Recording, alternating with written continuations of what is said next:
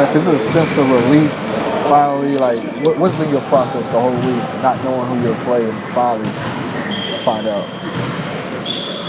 Control what we can control, and that's our preparation mentally and physically for just another series, regardless of who we play. And then we obviously watched the last, 3 games of the Clippers last series, so you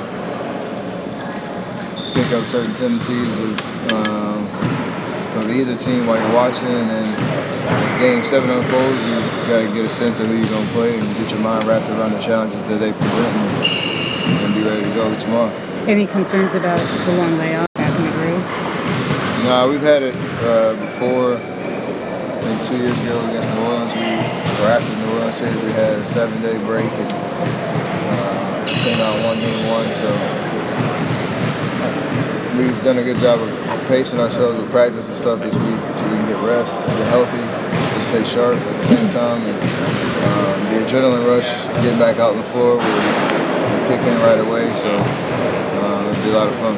This is kind of a clash. You guys are going to be as fast-paced as you can at all times, and they may try to take you out of that, slow things down, and run their methodical system. That's our strength, and we understand that. And if we allow the game to get away from us from a pace standpoint, but also a possession standpoint, where you turn the ball over, you're giving them offensive rebounds, you're going to be in a tough spot. So the things that we need to control, our defensive effort, obviously getting stops, with pulling up the glass, and whoever gets it, push it, transition. Try to be playmakers and play fast but smart at the same time. But understand at the same time, there might be ways in the game where it slows down, but we have to still execute. And if our defense shows up, which I know it will, it'll put us in a great position to allow the talent on the other end to take over. Steph, in your mind, who's the most dangerous guy? Do they have a guy? Does that fluctuate game to game? They do it by committee. I mean, obviously Gordon is the most consistent threat to have a big game, but the way that they play, it's not as fast as we do, but it's very similar with just moving the ball and everybody touches it and everybody's a threat. So they rely on that third and fourth score to whoever it is, whether it's Rodney Hood, whether it's Diao or Joe off the bench. They have a lot of guys that can score that you got to be ready for. Even George Hill had a great three-point shooting game the last game they played here, so you can't sleep on anybody. And everybody individually, defensively, has to be locked in and focused, and not to give up easy layups, backdoor stuff that they run, open swing threes that they rely on. So everybody's got to be locked in. For Draymond to have 17 around him, has he just taken that defensive level to up a notch even in this playoffs so far? For sure, yes. And like I said, it's expected. It's hard to do, obviously. But the urgency of the moment and understanding how big possessions are in playoff games, how much of an impact you can have on that end of the floor. We relish those opportunities, so it's going to be another opportunity for him in the series to do it, and maybe in a different way, with his versatility, being able to guard a bunch of different positions. We'll see how it unfolds, but I'm sure it'll have a huge impact. How does your side of this team across multiple positions and obviously inside affect you or the team? Really, just on the glass, making sure we have position to rebound. Because obviously Rudy's a problem down low. He gets a lot of tap outs and a lot of offensive rebounds that turn into easy points for him. But it's not just on Zaza or D West or Draymond or JaVale that's boxing out. You got to do it by committee. But we have to be active to negate size differential or the size disparity they may have.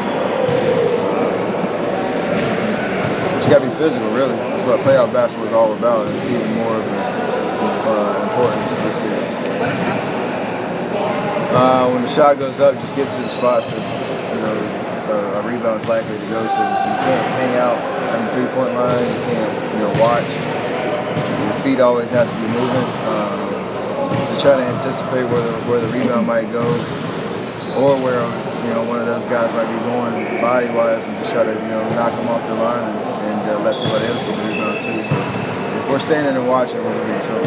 What if Draymond said that Steve's not coming back, that you just kind of are going forward and expecting Mike to coach the rest of the way, and if he comes back, then it's a nice surprise, but we're kind of just not expecting it. Is that kind of the way you're focused on it too? I mean, we're getting updates as to how he's feeling and what he's going through with his treatments and everything. But the expectation is until we hear otherwise, Coach Brown will continue to run the show with obviously Coach Kerr being on speed dial every single minute he can to give his input. I know for Coach, it's important for him obviously to get 100% healthy before he comes back, so he's not doing that. I'm here for a day or two, away for a day or two kind of situation. Once you come all the way back and be ready to go. Steph proposed keeping 2 starters on the floor all game long, if at all possible, way back in October. How great was that to be able to do that? Because keep a flow with all those rotations. And this is obviously a smart move. We have the opportunity and ability to do that, to have a rotation that is a little different than we're used to. It's not like the hockey sub situation where you have 5 bench guys in at one time. But the flow and the piecing the 5-man line together with mainly 2 starters in at all times. It's big for just consistency and just the rhythm and allowing the talent that we have to always be present on the floor. Our bench is composed a different way this year. It's been great. What's the biggest difference? A lot of FaceTime with Aisha. I'm gonna go. We heard it snowed last week, so I might try to go to the slopes, do a little snowboarding, snowmobiling. Maybe ride a dirt bike. The altitude. I won't be riding a dirt bike. Shout out to Madeline. It's a quick. Thankfully, every game is every other day, so it's kind of a quick trip. Hopefully, we'll use it wisely. Is that really that big of a deal? I know that you guys are talking about something you guys talk about rather than LA. Doesn't matter in the playoffs. So the guys are disciplined. They know how to handle themselves in whatever city. Obviously, most of the guys here are familiar with LA. So within their day, if you're worried about extracurriculars during the playoffs, that's your priority. Then you got it twisted already. So it's a business trip wherever we end up going. So Steph, be ready. off the court, and as a parent, it's your worst nightmare. Any thoughts on Brody? It's definitely obviously a sad development with him passing and the impact that he had on myself, Coach Kerr, his family, even the team when he was able to come. It was unbelievable, and just understanding how inspirational Brody was with his fight. He never lost his spirit through the whole process. Even he's in the hospital for almost 2 straight years. He loved basketball. He loved watching us play. He loved watching me play. So I'm glad I got to meet him, got to spend some time with him, and hopefully bring a little bit of joy, for him and his family this past few months. And we're going to try to find a way to hopefully dedicate a lot of great things happening in this playoffs to Brody and his family, for how much the Warriors meant to them. And so obviously got my Brody Strong bracelet on, and I'll keep wearing it. And it's just an amazing kid that dealt with a lot, but did it with such grace and strength, and we can all learn from that. Steph, after having feel that great shooting feeling for a while, do you feel like a little bit stink? Because after that, you guys have to pause for 7 days. No, you can hold on to that because of how we practice. So I'm not really worried about the break and the no rust or anything like that. Tomorrow we'll be fine. Like I said, that adrenaline rush tomorrow will be great. So we'll be looking forward to it. We believe, guys, a lot of them. Is that a nice way to get this series started? Honoring that group did something pretty special for this franchise. For sure, obviously, 10-year anniversary of that. For me, I don't speak for the rest of the team. It kind of means a little bit more to me because I was the only one to wear that same uniform. The old school colors and the old school logos and all that stuff.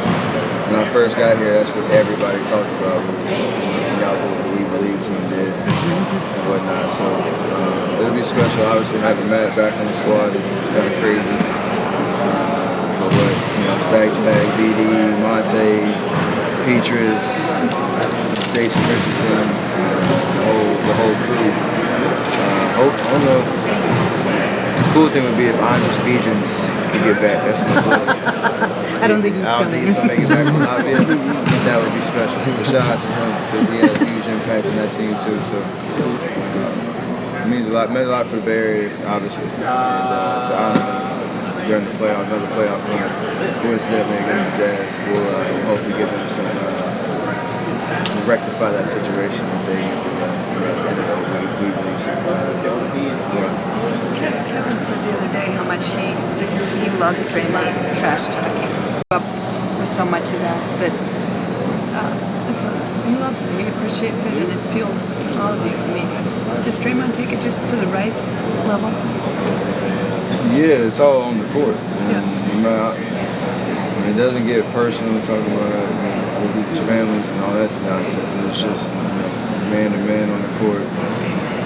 Whatever material you got, it's fair game.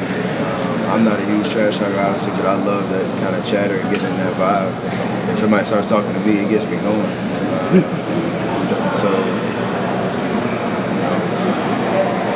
All of us come from different basketball backgrounds, but trash talk is a part of it in some way, shape, or form. And like I said, as long as it stays on the court, and everybody understands where it's coming from, and it's in the spirit of competition, gamesmanship, that's a beautiful thing. All right, thanks everybody.